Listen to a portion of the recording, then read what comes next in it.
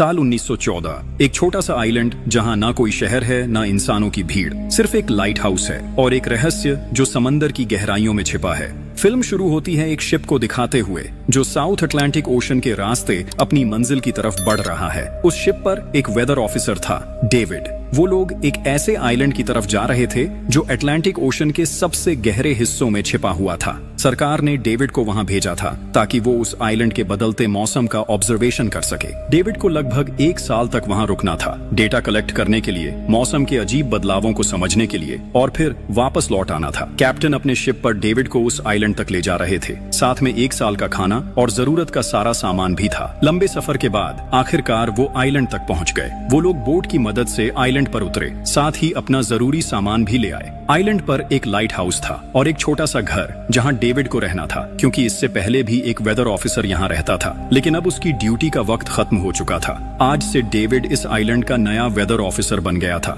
और पुराना officer Robert अब कैप्टन एक्सेल के शिप में घर लौटने वाला था। लेकिन उस घर में जाकर वो लोग हैरान रह गए। किसी भी इंसान का नामो निशान नहीं था। रूम के अंदर फर्नीचर बिखरे हुए थे, सब कुछ उल्टा पुल्टा था। शायद लाइट हाउस में कोई हो सकता है। कैप्टन और डेविड बिना वक्त गंवाए लाइट हाउस की तरफ बढ़ते हैं और वहां एक अजीब नजारा देखते हैं। पूरा लाइट हाउस तेज और नुकीले लकड़ों से घिरा हुआ था, जैसे किसी ने जानबूझकर उसे बंद कर दिया हो ताकि कोई भी अंदर ना जा सके। कैप्टन और डेविड ने लाइट हाउस का गेट कई बार नॉक किया, लेकिन कोई रिस्पॉन्स नहीं मिला। आखिर में उन्होंने गेट को जोर से धक्का दिया और अंदर घुस गए। लाइट हाउस के बिल्कुल ऊपर उन्हें एक आदमी मिला जिसका नाम ग्रूनर था। वो लेटा हुआ था। जब उन्होंने ग्रूनर से पुराने वेदर ऑफिसर के बारे में पूछा तो उसने काफी बेपरवाही से जवाब दिया, वो मर गया है, कोई भयानक बीमारी थी उसे। कैप्टन ने जब उससे डेड बॉडी के बारे में पूछा तो उसका जवाब और भी ज्यादा अजीब था, शायद किसी ने मार दिया होगा। ग्रूनर की बातें सुनकर डेविड और कैप्टन दोनों चौंक गए। उन्हें लगा शायद ग्रूनर की मेंटल कंडीशन ठीक नहीं है, लेकिन जब तक पुराने ऑफिसर का पता नहीं मिलता वो लोग कुछ कर भी नहीं सकते। कैप्टन ने डेविड से कहा, अगर तुम अब भी चाहो तो हमारे साथ वापस चल सकते हो। लेकिन डेविड जानता था अगर वो सरकार को इस आइलैंड का एक्यूरेट वेदर रिपोर्ट दे पाया तो उसे काफी पैसे मिल सकते हैं और पैसे की उसे वैसे भी जरूरत थी। इसीलिए उसने तय किया कि वो यहीं रुकेगा। कैप्टन ने उसे एक गन दी प्रोटेक्शन के लिए। शायद ये जगह उतनी सेफ नहीं है जितनी दिखती है। कैप्टन के जाने के बाद डेविड ने घर को थोड़ा सेटल किया, रहने लायक बनाया। रूम के एक ड्रॉर में उसे एक डायरी मिली पुराने ऑफिसर की। उस ऑफिसर ने 1913 में इस आइलैंड पर कदम रखा था। डायरी में आइलैंड के बारे में बहुत कुछ लिखा था, लेकिन सब कुछ साफ नहीं था। कुछ बातें अधूरी थीं। डेविड हर लाइन को ध्यान से पढ़ता गया। डायरी में कुछ अजीब तरह के जानवरों के स्केचेस भी बने थे। डेविड को समझ नहीं आया उसने ऐसी तस्वीरें क्यों बनाई थीं। शायद वो अकेला था और टाइम पास के लिए ऐसा किया होगा। डायरी के एक पेज पर उसकी वाइफ की फोटो भी लगी थी। डेविड वो डायरी पढ़ते पढ़ते थक गया और धीरे धीरे उसकी आंख लग गई। अगली सुबह डेविड ने अपना काम शुरू कर दिया, लेकिन समुद्र के पास पहुंचते ही उसके कदम रुक गए। चट्टानों के बीच कुछ पत्थर अजीब तरीके से सजाए गए थे और उनके बीच कुछ सी शेल्स भी रखे थे, अजीब पैटर्न में। डेविड ने सोचा शायद ये सब ग्रूनर ने किया हो। ये सोचकर वो दोबारा अपने काम में लग गया। मौसम का डेटा कलेक्ट करना, वही काम जिसके लिए वो यहाँ आया था। काम के दौरान जब उसने बाइनोक्यूलर से लाइट हाउस की तरफ देखा तो उसे ग्रूनर के साथ एक और इंसान दिखा, लेकिन फिर उसने सोचा शायद उसका वहम हो। रात हो चुकी थी और डेविड अपने काम में बिजी था। तभी दरवाजे पर नॉक हुआ। उसने सोचा शायद ये ग्रूनर है। डेविड ने उसका नाम पुकारा, लेकिन कोई जवाब नहीं मिला। हाथ में लैंप लेकर जैसे ही डेविड आगे बढ़ा, उसके कानों में कुछ अजीब सी आवाजें गूंजने लगी और फिर उसने देखा गेट के नीचे से किसी अजीबोगरीब प्राणी का हाथ अंदर आने की कोशिश कर रहा था। वो हाथ इंसानी नहीं था। डेविड का दिल दहशत से भर गया। वो तुरंत बेसमेंट की तरफ भागा और वहां जाकर छुप गया। कुछ ही देर में वो रहस्यमयी क्रीचर घर के अंदर घुस चुकी थी। वो छुप छुप के डेविड को ढूंढ रही थी। बेसमेंट की एक छोटी सी क्रैक से उस क्रीचर की भयानक आंखें डेविड को घूरने लगीं। डेविड ने एक छुरी उठाई और जैसे ही वो आंखें उस क्रैक के सामने आईं, उसने पूरी ताकत से छुरी घुसा दी। वो क्रीचर चीख के भाग गई, लेकिन वो कभी भी वापस आ सकती थी। डेविड ने बेसमेंट का गेट मजबूती से बंद किया, रस्सी से कस के बांधा और पूरी रात वहीं जागकर बिताई, दहशत के साए में। अगली सुबह जब डेविड घर से बाहर गया तो उसने रेत पर कुछ निशान देखे, पैरों के निशान, पर इंसान जैसे नहीं थे। बिल्कुल साफ था ये किसी इंसान का काम नहीं था। वो निशान सीधे समुंदर की तरफ जाकर खत्म हो गए थे। अब डेविड को सब समझ आ गया था क्यों ग्रूनर ने लाइट हाउस के चारों ओर नुकीले लकड़े लगाए थे, शायद उसी अजीब क्रीचर के लिए। और अब डेविड जान गया ये घर उसके लिए बिल्कुल भी सेफ नहीं है। शायद वो क्रीचर आज रात फिर से लौट कर आएगा। डर के मारे डेविड लाइट हाउस की तरफ दौड़ता है। ग्रूनर को चिल्लाकर कहता है, गेट खोलो, मुझे अंदर आना है। लेकिन ग्रूनर उसे अंदर नहीं आने देता और कहता है, तुझे तो उस शिप के साथ लौट जाना चाहिए था। डेविड निराश होकर वापस लौटता है, लेकिन अब उसे अपना घर सुरक्षित बनाना होगा। उसने घर की हर एक विंडो को लकड़ी से बंद कर दिया, हर तरफ नुकीले लकड़ों से घेरा बनाया और गेट के बाहर पुराने कागज और किताबें रखी। फिर उन पे तेल छिड़क दिया ताकि अगर वो क्रीचर वापस आए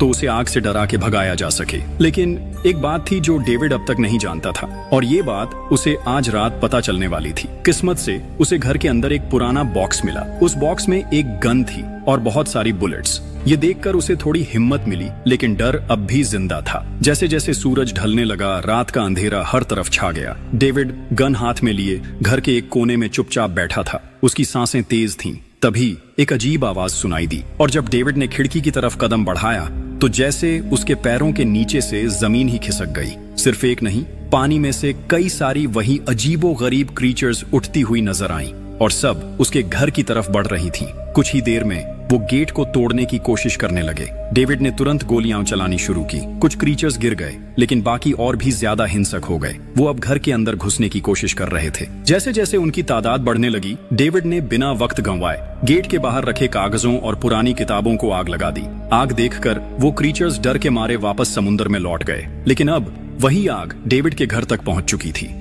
घर में आग लग चुकी थी, और क्योंकि पूरा घर लकड़ी का बना था, आग बिजली की तरह फैल गई। डेविड ने तुरंत एक चादर में लपेटकर खुद को बचाया, गेट तोड़कर बाहर निकला और लाइट हाउस के पास एक बड़े पत्थर के पीछे छुप गया। उसका दायां हाथ बुरी तरह जल चुका था। किस्मत से उसी वक्त बारिश शुरू हो गई। आग धीरे धीरे बुझने लगी, लेकिन पूरी रात की बारिश के बाद भी सुबह तक डेविड अपना घर नहीं बचा पाया। पूरा घर जलकर लगभग राख हो चुका था। अब अगर डेविड को जिंदा रहना है तो उसे लाइट हाउस में पनाह लेनी होगी। उसने अपनी राइफल उठाई और लाइट हाउस के पास के पत्थरों के बीच छुप गया। जब ग्रूनर पानी भरने के लिए लाइट हाउस से बाहर निकला तो डेविड उसके पीछे पीछे चल दिया। इरादा था उसे गन पॉइंट पर ले जाकर लाइट हाउस के अंदर घुसने का, लेकिन अचानक जब ग्रूनर ने उस पर गन तानी, तभी एक अजीब सा क्रीचर जो ग्रूनर के पास ही था उस पर हमला कर दिया। वो क्रीचर ग्रूनर का रक्षक था। ग्रूनर ने तुरंत डेविड को रोका और कहा, ये मेरा पालतू है। डेविड ने गोली नहीं चलाई, लेकिन एक शर्त रखी, अगर जिंदा रहना है तो लाइट हाउस में रहने दिया जाए।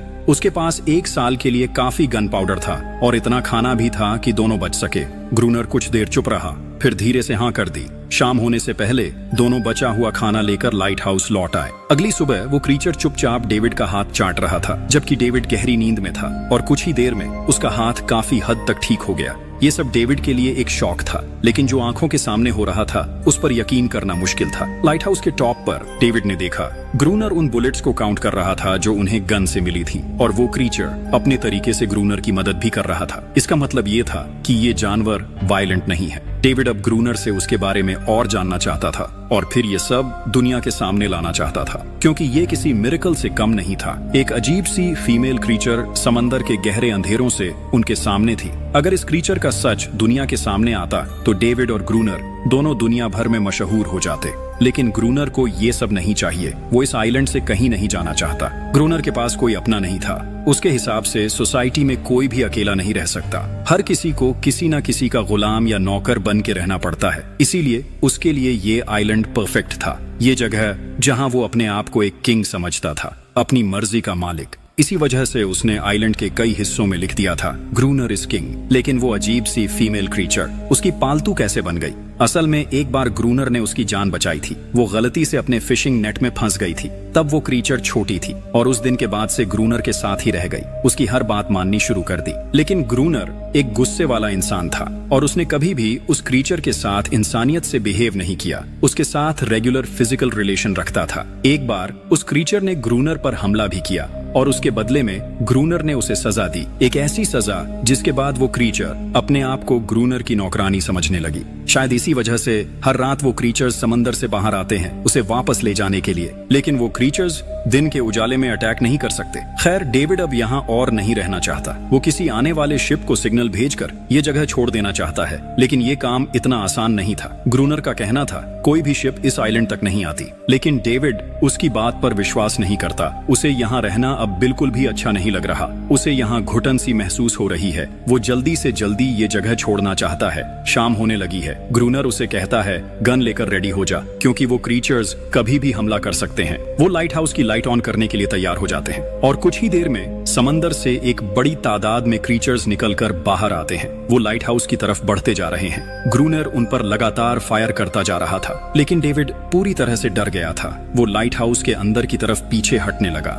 ग्रूनर के बार बार कहने के बाद भी वो बस एक कोने में चुपचाप बैठा रहा और कुछ ही देर में डेविड बेहोश हो गया। ग्रूनर अकेला उन क्रीचर्स से लड़ता रहा। अगली सुबह ग्रूनर ने गुस्से में उसे उठाया और कहा, अगर तुझे लाइट हाउस में रहना है तो मेरी हर बात माननी पड़ेगी। रोजाना पानी भर के लाना, लाइट हाउस के छोटे बड़े काम करना और रात को उसके साथ गार्ड ड्यूटी भी देना। चाहे डेविड चाहे या ना चाहे, ये सब करना उसके लिए मजबूरी बन गई थी। जिंदा रहने के लिए उसे लाइट हाउस में रहना ही पड़ेगा। डेविड अब ग्रूनर के सारे काम करने को तैयार था, लेकिन एक चीज थी जो उसे कभी पसंद नहीं आई। रोज रोज उस फीमेल क्रीचर को अलग अलग तरीकों से फिजिकली टॉर्चर करना। लेकिन जो इंसान सालों से इस सुनसान आइलैंड पे अकेला रह रहा हो, उसका मेंटल स्टेट थोड़ा बिगड़ना बनता है। डेविड भी कुछ ऐसा ही सोचता है। शायद ग्रूनर का दिमाग अब ठीक नहीं है, लेकिन फिर भी उसकी बात माननी पड़ती है। रात होती है, दोनों फिर से गार्ड ड्यूटी के लिए तैयार हो जाते हैं और एक बार फिर वो क्रीचर्स समंदर से निकलकर बाहर आते हैं। लेकिन आज डेविड को डर नहीं लग रहा। उसने फायर किया,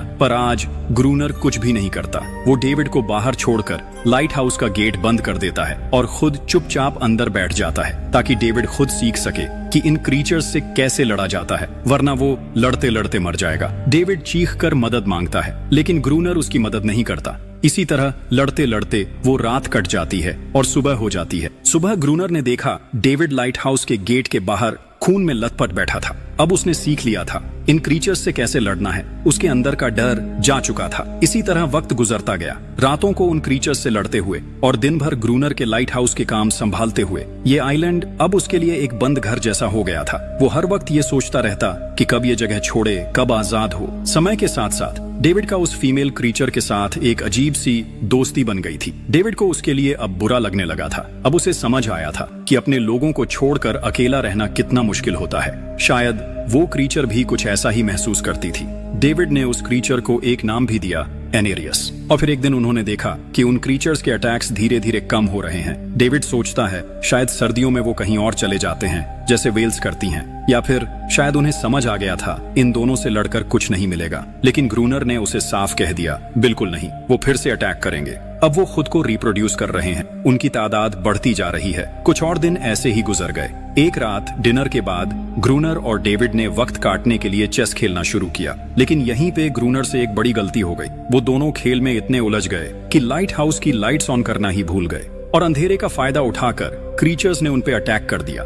डेविड ने देखा वो क्रीचर्स अब ब्रीड कर चुके हैं। उनकी तादाद इतनी ज्यादा थी कि दो लोग मिलकर भी ज्यादा देर तक नहीं लड़ सकते थे। गन्स के बुलेट्स भी ऑलमोस्ट खत्म हो चुके थे। किसी तरह बचते बचाते वो लाइट हाउस के टॉप तक पहुंच गए, लेकिन इस बीच ग्रूनर के पैर में गहरी चोट लग गई। वो क्रीचर्स लाइट हाउस में घुसने की कोशिश कर रहे हैं और डेविड और ग्रूनर को कहीं से भी बचने का रास्ता नजर नहीं आ रहा। उन्होंने हार मान ली, लेकिन खुशकिस्मती से सुबह हो गई थी। जैसे ही सूरज धीरे धीरे उभरता है, वो क्रीचर्स लाइट हाउस छोड़ के समुद्र में वापस चले जाते हैं। अनारियस ग्रूनर के जख्म को ठीक करने की कोशिश करती है, लेकिन अब तक डेविड को समझ आ चुका था कि वो इन क्रीचर्स के साथ ये लड़ाई जीत नहीं सकते। बुलेट्स भी अब खत्म होने के करीब हैं। उनके पास खाना भी इतना नहीं है कि ये ज्यादा देर तक चल सके। अगले दिन खुशकिस्मती से जब डेविड लाइट हाउस के बाहर इधर उधर घूम रहा था, उसने समुद्र में एक जहाज देखा। वो जल्दी से अंदर से फ्लेयर गन लाया और जहाज को सिग्नल देने गया, लेकिन ग्रूनर ने उसे रोक दिया क्योंकि वो नहीं चाहता कि डेविड यहाँ से जाए। उसी वक्त अनारियस ने ग्रूनर पे हमला कर दिया। वो डेविड को ग्रूनर से बचाना चाहती थी। ग्रूनर किसी को भी ये आइलैंड छोड़ने नहीं देना चाहता। ये आइलैंड उसकी अपनी दुनिया है, जहाँ वो एक किंग की तरह रहता है, एक सर्वेंट है जो उसकी हर बात मानती है। वो इस जिंदगी को छोड़कर शहर वापस नहीं जाना चाहता और वो डेविड को भी जाने नहीं देना चाहता। इतने टाइम से अकेला रहने के बाद अब उसके पास कोई था जिससे वो बात कर सकता था। धीरे धीरे वो शिप डेविड की आंखों के सामने समुद्र में गायब हो गई। अब उसके पास कुछ भी करने को नहीं था। ऐसे ही कुछ और दिन बीत गए। ग्रूनर, डेविड और अनारियस दोनों के साथ अब भी बुरा बर्ताव कर रहा था, लेकिन अनारियस को वो खास तौर पे मारता था, जो डेविड को बिल्कुल पसंद नहीं था। एक दिन डेविड ने अनारियस को एक छोटी टॉय बोट गिफ्ट में दी, जो उसने वेल की हड्डियों से बनाई थी। शायद इससे अनारियस का मन थोड़ा हल्का हो जाए। लेकिन जब अनारियस ने उस बोट को देखा तो वो डेविड को आइलैंड के एक ऐसे कोने में ले गई जहां वाकई एक असली बोट रखी थी। जब डेविड ने उस बोट के बारे में ग्रूनर से पूछा तो उसने कहा, हाँ, उसे ऑलरेडी पता था कि आइलैंड के उस हिस्से में एक बोट है। कुछ महीने पहले एक आर्म्स स्मगलिंग शिप जो बहुत सारा गोला बारूद ले जा रही थी, समुंदर में आई तूफान की वजह से इसी आइलैंड के पास डूब गई थी।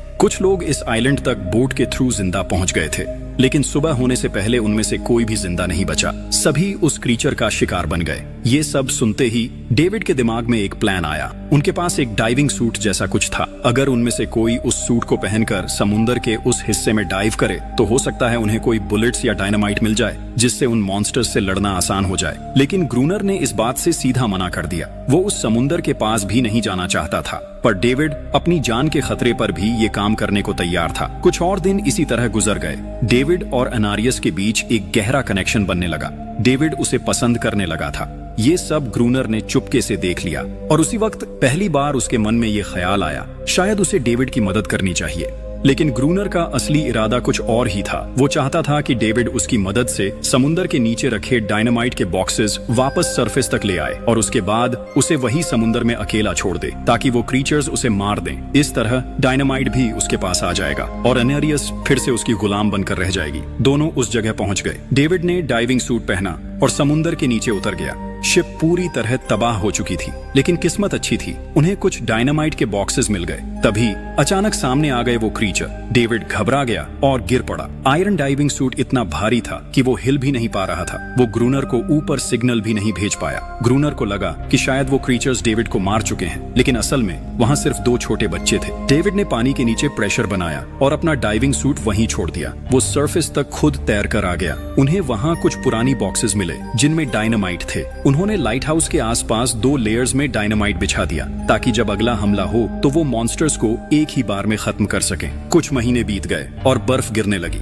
लेकिन एक बार फिर वो क्रीचर्स गायब हो गए। अटैक बंद हो चुके थे। अब उनका मेन काम था लाइट हाउस चलाना और हमेशा की तरह पहरा देना। ग्रूनर का सब्र अब टूट चुका था। शायद एनेरियस ने उन मॉन्स्टर्स को डायनामाइट वाले प्लान के बारे में बता दिया था, इसीलिए अब वो अटैक नहीं कर रहे थे। ग्रूनर गुस्से से पागल हो गया और एनेरियस को पीटना शुरू कर दिया, लेकिन डेविड ने उसे रोक लिया। आखिर में दोनों ने मिलकर एक नया प्लान बनाया, लाइट हाउस का मेन गेट खुला छोड़ने का, ताकि जैसे ही वो क्रीचर्स पास आए डायनामाइट से उड़ा दिए जाएं। कुछ ही देर में वो क्रीचर्स समुंदर से बाहर निकलने लगे। वो सीधे मेन गेट की तरफ बढ़े और अंदर घुसते ही डेविड पर हमला कर दिया। डेविड भी हिम्मत दिखाता है और उन मॉन्स्टर्स से टकराता है। जैसे ही वो क्रीचर्स लाइट हाउस के पास पहुंचते हैं, ग्रूनर डायनामाइट का लीवर दबा देता है, लेकिन ब्लास्ट नहीं होता। डेविड ने उसका कनेक्शन खोल दिया था। वो उसे दोबारा जोड़ना भूल गया था। डेविड तुरंत ऊपर भागता है और डायनामाइट का वायर जोड़ना शुरू करता है। तब तक वो क्रीचर्स लाइट हाउस पर चढ़ने की कोशिश कर रहे होते हैं, जिन्हें सिर्फ ग्रूनर रोकने की कोशिश कर रहा होता है, अकेला। जैसे ही कनेक्शन पूरा होता है,